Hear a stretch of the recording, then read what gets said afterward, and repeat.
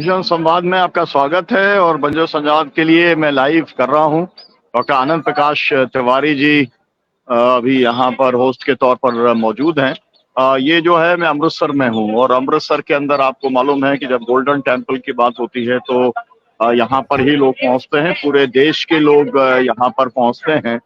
मैं आपको, जब आप गोल्डन टेम्पल जाएंगे तो आपको एकदम नजदीक गोल्डन टेम्पल के पास में जो है आपको मिलेगा जलियांवाला बाग का जो स्थल है। तो आप ये समझ सकते हैं कि लोग कितने नजदीक थे जब यहाँ पर पुलिस फायरिंग हुई थी।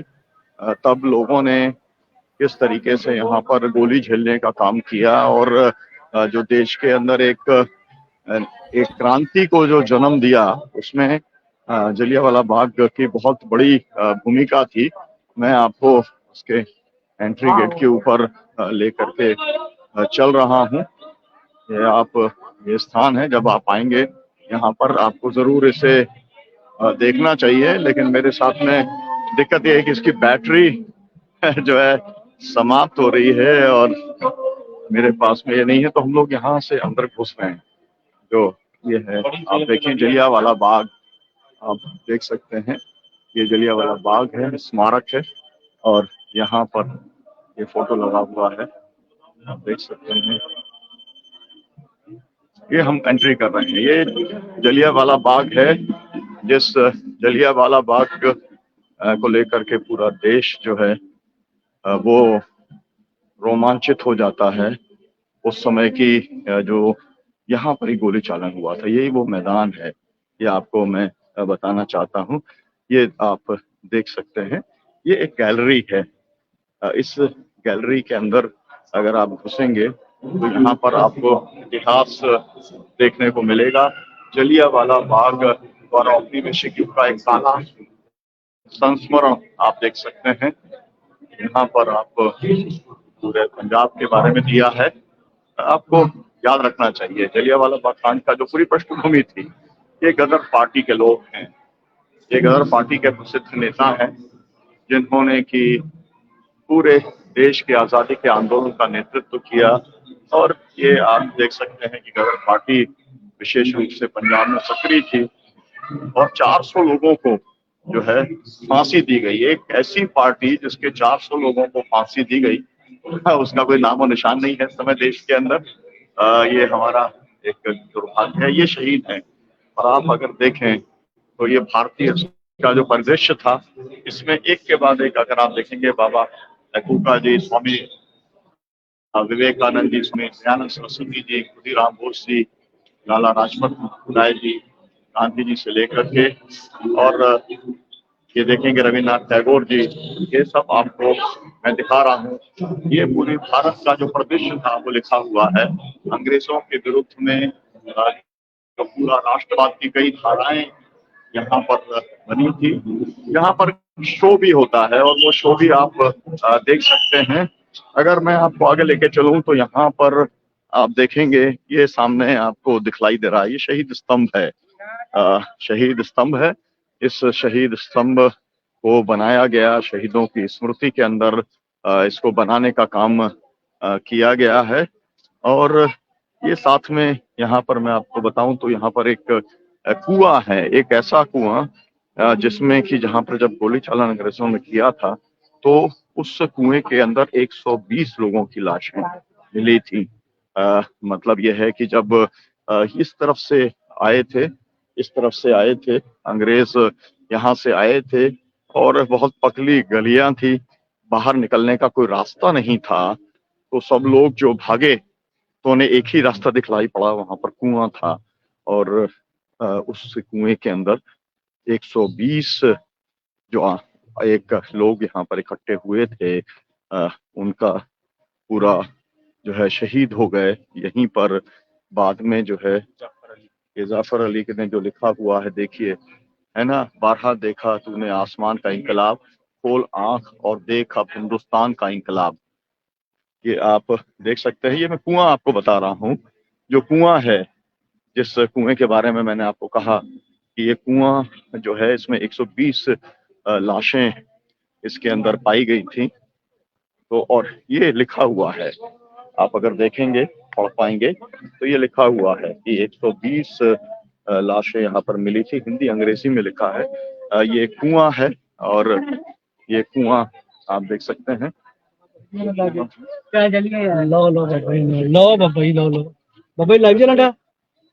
जी, ये कुआं है, आप ये इसको देख रहे हैं और मैं आपको थोड़ा सा गैलरी के तरफ भी ले जाता हूँ।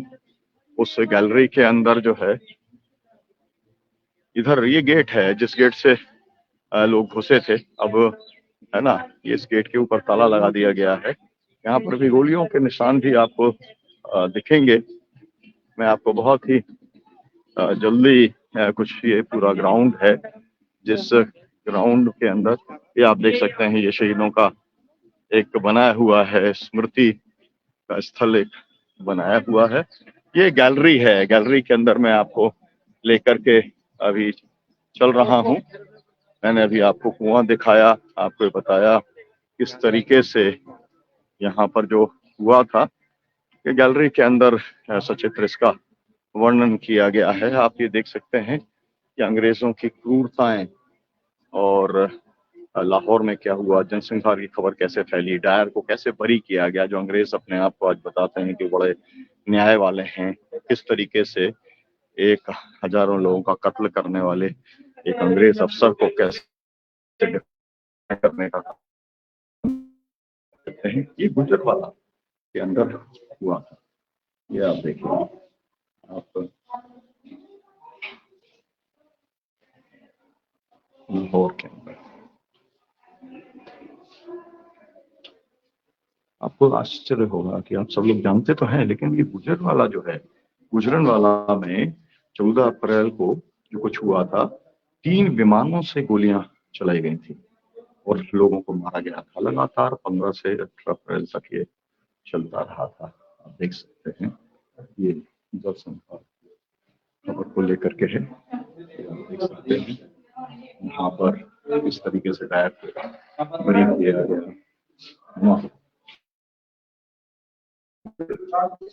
हम लोग यहाँ पर देख रहे हैं।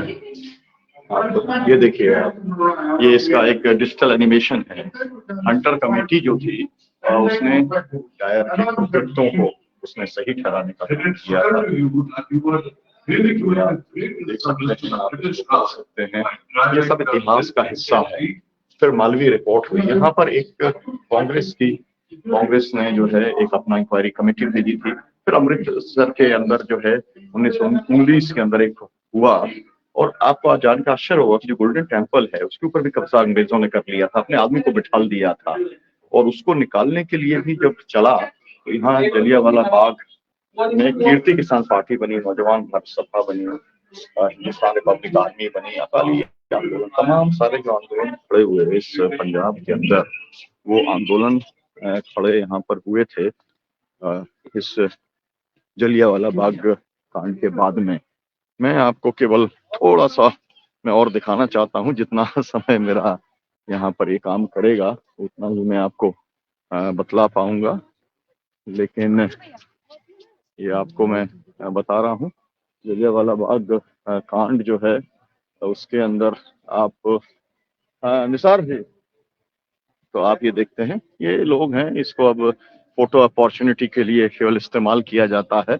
लोग देश भर के यहाँ पर आते हैं, खिलखिलाते हुए यहाँ पर फोटो खिंचाने का काम करते हैं।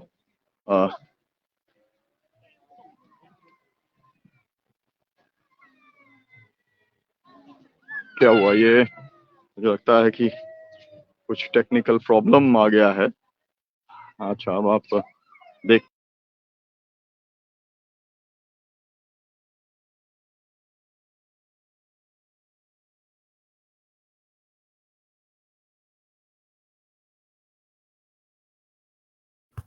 हम देख रहे थे कि जलियांवाला बाग जो भारतीय स्वाधीनता आंदोलन में जो माइलस्टोन बना और क्रूरता की पराकाष्ठा जिसे कहा जा सकता है वो हुआ।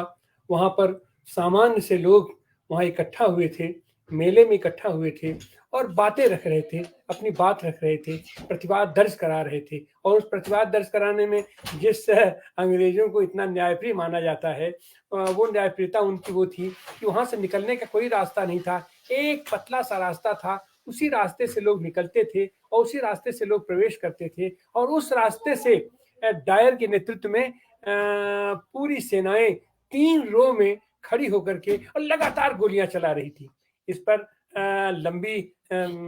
लंबा जांच भी बैठा और इस पर बातें हुई, लेकिन अंग्रेज सरकार कुछ भी मानने को, कुछ भी सुनने को तैयार नहीं थी, कुछ भी सुनने को तैयार नहीं थी अंग्रेज सरकार। और उल्टे उन सारे अधिकारियों को जो लोग दोषी थे, और उसमें सबसे बड़ी बात यह है कि उस सेना का इस्तेमाल किया, उन सैनिकों का इस्तेमाल किया गया, उन सिपाहियों का इस्तेमाल किया गया जो भारतीय थे। तो भारतीय सैनिकों के हाथ में अंग्रेजी बंदूक पकड़ा करके और हमारे भारतीयों का खून कराया गया, गोलियां चलाई गई। और उससे ज्यादा दारुण ये था, कहीं से भागने का कोई रास्ता नहीं था। अरे कहीं तो तुम रास्ता देते, एक बार सुनते तो सही कि वो लोग कहना क्या चाह रहे हैं। क्यों? कुछ नहीं सुनना था उनको। उसका कहना था डायर का कि हम ऐसा सबक सिखाना चाह रहे हैं कि कोई हिम्मत न कर सके, कोई जुर्रत न कर सके। और आज की तारीख में भी शायद कुछ ऐसा ही हो रहा है हम हमारे देश में, जिस तरीके से लोकतांत्रिक प्रक्रिया आज पर भी बाधित की जा रही है। और अभी अभी आज हमारे संसद में ये जो नया संसद बनाया गया था, ये कहा गया था पुराना संसद सिक्योर नहीं है, सुरक्षित नहीं है। अब जो नया बनेगा वो हम अति सुरक्षा करेंगे। और आज उसकी बरसी है, 2001 में जो हमला हुआ था संसद पर, आज उसकी बरसी थी। बरसी मनाने में 3 नवयुवक वहां पर कूदे गए कि कुदाए गए। अभी तो जांच से साबित होगा। और तो जांच भी क्या होगा जब आप खुद ही मुलजिम हैं, आप खुद ही गवाह हैं, आप खुद ही वकील हैं, तो आप जो कहते हैं कि वो मान लेना पड़ेगा देश को। जैसे पुलवामा में क्या हुआ क्या नहीं हुआ आज तक उसका पता नहीं चल पाया। ये तो हमारी स्थिति है। तो यही स्थिति थी उस समय जलियांवाले बाग में भी, कि 3 रो में खड़ा करा करके और गोलियां बरसाई गई। लोगों को कहीं भागने की उसको जगह नहीं मिल रही थी। तो एक वहां कुआं था, उस कुएं में सब लोग अपनी सुरक्षा के लिए सोचे कि अगर हम कुएं में कूद जाते हैं तो शायद गोली हमको नहीं लगेगी। लेकिन उस कुएं की औकात हैसियत क्या थी, उसमें से अंत में 120 लाशें निकाली गई। वो सब लोग उस पर कूदते चले गए, कुआं भर गया। कुआं भरने के बाद अब क्या करें? तो साहब ये तो स्थिति थी हमारे। लेकिन वहीं से वो एक टर्निंग पॉइंट खड़ा हुआ, शुरू हुआ। और उस जलियांवाले बाग का जो प्रतिकार किया सरदार ऊधम सिंह ने, हमारे बनारस एग्जिट गेट के ऊपर ऊधम सिंह ने वहां जाकर के लंदन में उस जलियांवाले बाग के नृशंस हत्यारे की उन्होंने हत्या की, डायर की। और फिर उसके बाद उन पर भी चला। ये सुनील साहब हमारे साथ जुड़ चुके हैं। हम चाहेंगे कि सुनील साहब अपनी बात को आगे रखें, अपनी जारी रखें। सुनीलम जी, उनको मेन फोकस में लीजिए। भागवत जी, तो आज सुनीलम जी उसी जलियांवाला बाग में है। उस जलियांवाले बाग ये आप जी देख सकते हैं। ये जी जलियांवाले बाग के बगल में अमृतसर का गोल्डन टेम्पल है, जो सिखों का सबसे पवित्र स्थल है, सबसे पवित्र पूजा स्थल है। वह भी अपने आप में अद्भुत है। और उसकी खास करके जो उसकी संस्कृति है, वहाँ जो लंगर लगाया जाता है, वहाँ जिस तरीके का अनुशासन पालन होता है, बड़े से बड़ा आदमी वहाँ जाकर सेवा करता है, सेवादारी करता है। तो अमृतसर वहीं बगल में था उसका वो गोल्डन टेम्पल, और वहीं बगल में था जलियांवाला बाग। जी, तो आप ये देख सकते हैं। मैं आपको बतला रहा हूँ, ये दीवारें, आप ये दीवारों के ऊपर निशान देखिए। जहां पर ये सफेद निशान हैं, वो निशान है जो यहाँ पर गोलियां लगी थी, गोलियां जो चलाई गई थी, वो आप देख सकते हैं। मैं आपको केवल वो स्थान दिखा रहा हूँ जहां जहां पर ये एक स्क्वायर है, सफेद रंग का स्क्वायर है, जहां पर गोलियां चली गई हैं। दीवार पे आज भी अंकित हैं, आज भी आपको दिखलाई पड़ती हैं। इनको आप देख सकते हैं, है ना। आपको ये समझ में आएगा। जैसे कहते हैं ना कि अब इसमें सवाल ये है कि जो ब्रिटेन का, जिन्होंने हमारे ऊपर राज किया, उनका प्रधानमंत्री यहाँ पर आया था, उसने माथा यहाँ पर टेक करके माफी मांगने का काम किया था, लेकिन जो लोगों ने इस तरीके का जुल्म किया था उन लोगों के ऊपर आज तक भी कार्रवाई नहीं की गई है। दुनिया के अंदर जो भी अपराधी, युद्ध के अंदर भी अपराधी होते हैं, उनके ऊपर भी कार्रवाई की जाती है, लेकिन जो लोग अपने आप को दुनिया का सबसे शरीफ व्यक्ति बतलाते हैं, सभ्यता बतलाते हैं, जिन्होंने जो कहते हैं कि हम अंधेरे से उजाले की ओर ले जाने के लिए भारत के अंदर राज करने के लिए आए थे, उन अंग्रेजों ने कितना जुल्म किया है और जिन्होंने शहादत दी है उन्होंने देश की आजादी के लिए दी थी और आज आजादी ही खतरे में है इस देश के अंदर। और इसलिए ये जो हमारे ऐसे जो शहीद हैं उनसे आज भी हमको प्रेरणा लेने की जरूरत है। मैं आपको कुछ जो लिखा हुआ है यहाँ पर वो पढ़ाना चाहता हूँ कि यहाँ लिखा हुआ है, जीवन एक संघर्ष है, चाहे वह किसी भी मनुष्य का हो या राष्ट्र का। ये अविनाशी राम मुमताज किचलू को लिखे हुए पत्र का अंश है। आप ये देखेंगे, सारे जहां से अच्छा हिंदुस्तान हमारा, हम बुलबुलें हैं इसकी, ये गुलिस्तान हमारा। ये मोहम्मद इकबाल ने कहा था।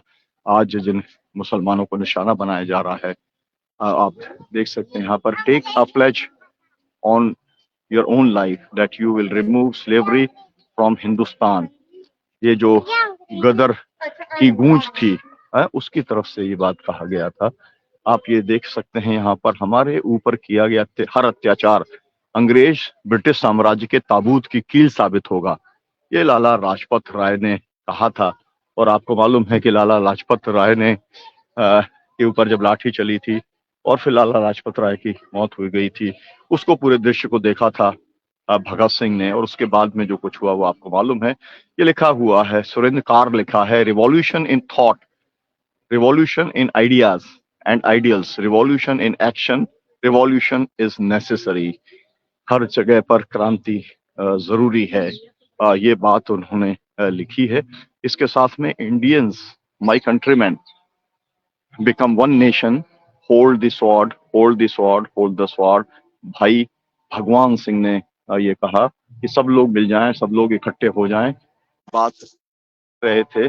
और फिर यहाँ पर आप देख सकते हैं ऊधम सिंह ने क्या कहा था। आपको मालूम है कि ऊधम सिंह ने बदला लिया था और उन्होंने एक आजादी के आंदोलन के अंदर एक अलग मुकाम पर पहुंचाने का काम किया था और अंग्रेजों को ये बताया था कि अगर तुम इस तरीके का काम करोगे, जुल्म सितम करोगे, तो तुम्हें छोड़ा नहीं जाएगा, बख्शा नहीं जाएगा। उन्होंने क्या कहा, आई do not care about the sentence of death, it means nothing at all. उन्होंने कहा कि आप जो मुझे मृत्युदंड दिया है वो मेरे लिए कोई मायने नहीं रखता है। I do not care about dying, मैं मरने की चिंता नहीं करता और किसी और कोई चिंता नहीं करता। We are suffering from the British empire and I am not afraid to die. हम जो है साम्राज्य के द्वारा कुचले जा रहे हैं, हम पीड़ित हैं, मैं डरा हुआ नहीं, मैं मरने को तैयार हूँ और मुझे गर्व है कि मैं मरने को तैयार हूँ। ये इस तरीके का आप समझ सकते हैं कि इस तरीके का एक भावना थी ये उद्देश्य था हमारे देश के क्रांतिकारियों का, जिन्होंने इस देश के लिए कुर्बानी दी। मैं दर्शकों से चाहता हूं कि वो जरा थोड़ा सोचें, विचार करें कि इस देश के अंदर जो 3.5 लाख से ज्यादा लोगों ने शहादत दी, पूरा जो आजादी का आंदोलन चला, पलासी के युद्ध से जो एक तरीके का कब्जा शुरू हुआ था बंगाल के जो समय के सुल्तान थे वहां से, और उसके बाद में 15 अगस्त 1947 के बीच में लाखों लोगों ने जो कुर्बानी दी, वो कुर्बानी किसके लिए थी? और उस कुर्बानी से जो है इस देश को आजादी तो मिली, वोट देने का अधिकार तो मिला, लेकिन जो भारत का संविधान मिला, वो भारत का संविधान जो अधिकार देता है, वो अधिकार आज तक भी नहीं मिले हैं। मुझे लगता है कि शहीदों का जो सपना था उसे पूरा करने के लिए तमाम सारे लोगों को कुर्बानी देने के लिए आगे आना पड़ेगा। मैं यही केवल अपील करते हुए भोजन संवाद के दर्शकों से कि वो जलियांवाला बाग कांड के बारे में पढ़ें, उस समय के इतिहास के बारे में पढ़ें, पृष्ठभूमि के बारे में पढ़ें, शहीदों के बारे में पढ़ें। यहाँ पर हज़ारों लोग आते हैं, आप पूरा देख रहे होंगे, हज़ारों लोग यहाँ पर आते हैं। सब तरह के लोग आते हैं, लेकिन ज़्यादातर लोग टूरिस्ट के तौर पर यहाँ पर आते हैं।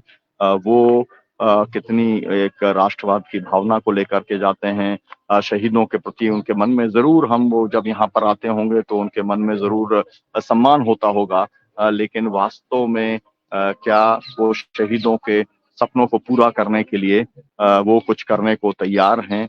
जितनी कुर्बानी दी, शहीद तो उनकी तो मौत हो गई, उनका जीवन समाप्त हो गया, लेकिन जो लोग जीवित लोग हैं, वो उन शहीदों के लिए क्या करना चाहते हैं? कैसे भगत सिंह को वो याद करना चाहते हैं? कैसे उधम सिंह को याद करना चाहते हैं? कैसे जिन लोगों ने शहादत दी उनको याद करना चाहते हैं? कौन-सा ऐसा दिन है 365 दिन में जब एक दिन शहीदों को इस देश के अंदर याद किया जाता है? मुझे लगता है जन्मदिन होता है, निर्वाण दिवस होता है, जो उन्हें मानने वाले लोग होते हैं, वो इकट्ठे होते हैं, कुछ मालाएँ डालते हैं, कुछ विचारों की बात करते हैं। लेकिन देश के तौर पर 142 करोड़ का जो देश है, वो अपने शहीदों को याद करने की मुझे लगता है उसे ज़रूरत नहीं समझ में उसे लगता है। कुछ लाख लोग होंगे जो कि शहीदों को याद कर रहे हैं, उनकी कुर्बानियों को याद कर रहे हैं, उनसे प्रेरणा लेने का काम कर रहे हैं। लेकिन जो बाकी पूरा समाज है, क्या उन लोगों को और जो शहीदों के रास्ते पर चलना चाहते हैं, उस समय का जो अंग्रेज़ों का जुल्म था, अत्याचार था, उस तरीके का जो ज़ुल्म और अत्याचार आज अगर फ़िलिस्तीन के अंदर चल रहा है, आज अगर यूक्रेन के अंदर चल रहा है, आज मणिपुर की जिस तरीके की स्थिति है या कश्मीर की जो स्थिति है, उस सब स्थिति के अंदर ऐसा लगता है कि उस स्थिति को बदलने के लिए तमाम सारी शहादतों की और कुर्बानी की आवश्यकता होगी। मैं मानता हूँ कि जो हमारे दर्शक हैं वो अपने आप को इस तरीके की कुर्बानियों के लिए अगर वो तैयार नहीं करते, ये तो उनका फैसला है, लेकिन कम से कम वो लोग इतिहास को पढ़ेंगे और ये इतिहास जो है अब हटाया जा रहा है। अब ऐसे लोगों का जो माफ़ी वीर थे, जिन लोगों ने अंग्रेज़ों का साथ देने का काम किया था, अंग्रेज़ों की जो लोग कठपुतली थे, उन्हीं लोगों को अब जो है इतिहास के अंदर जोड़ा जा रहा है और शहीदों के इतिहास को सुनियोजित तौर पर इस देश के अंदर खत्म करने की साजिश हो रही है। आइए हम उसका विरोध करने का काम करें। मैं अब इस जो हमारा फ़ेसबुक लाइव था जलियांवाला बाग का, मैं अमृतसर से मैं ये भी साथियों को बता दूँ कि कल हम जो है भारत-पाकिस्तान के बॉर्डर के ऊपर थे। वहाँ पर डेरा नानक साहब के वहाँ पर करतार कॉरिडोर के यहाँ पर हमारा जो एक आंदोलन चल रहा है, 620 दिन से आंदोलन वहाँ पर लगातार चल रहा है। उसको समर्थन देने के लिए बांग्लादेश, भारत-पाकिस्तान की ओर से हम लोग गए थे। हम उम्मीद करते हैं कि आपका साथ इस तरीके के आंदोलनों को ज़रूर मिलेगा। इन्कलाब ज़िंदाबाद, देश जी के शहीद अमर रहें। आप तिवारी जी कंटिन्यू कीजिए आप। जी, तो इस तरीके से हम लोग देखें जलियांवाला बाग। जलियांवाला बाग वह पवित्र स्थल है, वह हमारा प्रेरणा स्रोत स्थल है, जिसने भारत के गुलामी से मुक्ति के लिए एक मार्ग प्रशस्त किया, एक मशाल लेकर के पैदा हुआ। और वहीं बगल में हमारा अमृतसर है। अमृतसर हमारे सिखों का ये पवित्र स्थल है। तो दोनों का जो सम्मिलन है, ये हमारे ये देश की संस्कृति है, ये हमारे देश की धरोहर है और ये हमारा इतिहास है। उस इतिहास को हम खुरच करके मिटा नहीं सकते हैं। जो लोग इस इतिहास के पन्नों में जिनका कहीं नाम नहीं है, हाशिए पर भी नाम नहीं है, वो चाहते हैं कि इस इतिहास को खत्म करके नए तरीके से इतिहास लिख दिया जाए और जिसमें बहुत सारे लोगों को भी स्थान मिले। लेकिन इतिहास तो इतिहास होता है, इतिहास विज्ञान होता है, इतिहास तर्क की कसौटी पर कसा जाता है और वो इतिहास के पन्नों से अगर आप उन स्मृतियों को अगर आप मिटा भी देते हैं तो मिट नहीं पाएगा। आज जैसे जलियांवाला बाग है, वहाँ एक मनोरम पर्यटन स्थल के रूप में वो विकसित हो गया है। लेकिन फिर भी जब हम उसके उस पतले सकरे रास्ते से प्रवेश करते हैं तो मन रोमांचित हो उठता है और मन में वो जज्बा दिखाई पड़ता है कि हमारे उन साथियों, वो एक तरीके से निर्दोष साथी जो वहां थे, वो उसमें वो सब लोग वहां सुनने के लिए गए थे कि देश में क्या हो रहा है, देश में कैसे हो रहा है, ये बर्बर शासक ये कैसे व्यवहार कर रहा है हमारे शहीद साथियों के साथ। और उसमें भी उस गदर पार्टी के लोग आज की तारीख में तो वो पार्टी एक तरीके से जिंदा नहीं है, वो अपना इधर उधर विलय करके खत्म हो गई। लेकिन वह जो दो धारा चल रही थी, एक चल रही थी गदर पार्टी के नेतृत्व में हमारे भगत सिंह की धारा थी, हमारे चंद्रशेखर आजाद की धारा थी, ऊधम सिंह की धारा थी। ऊधम सिंह का हम तो एक ही मूर्ति देखे हैं अपने बनारस के,